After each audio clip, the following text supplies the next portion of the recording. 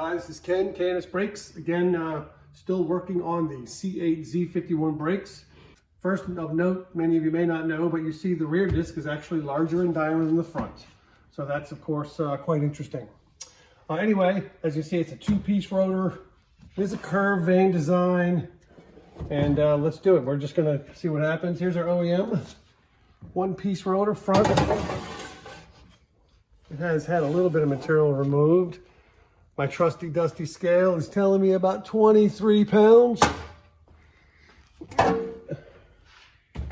It has been lightened a little bit from use and some resurfacing we had to do.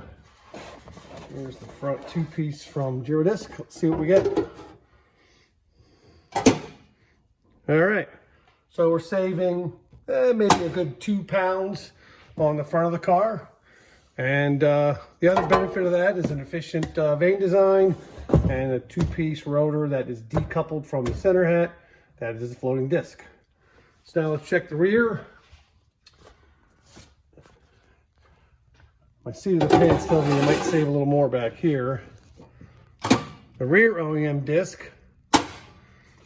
rated about 22.5 pounds, or whatever that says.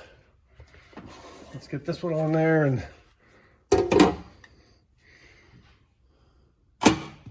oh yeah, so that's about 17.5, so you're saving about 4 pounds of rotor on the rear. I mean, obviously you can see pretty clearly there's this larger center section is removed, replaced with aluminum.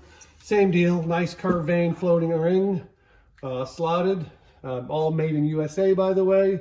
I believe the foundry's in Tennessee and Girodisc is in Bellingham, Washington. So made in USA parts for your made in USA Corvette.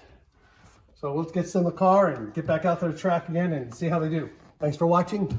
Subscribe, like, all that cool stuff. Later.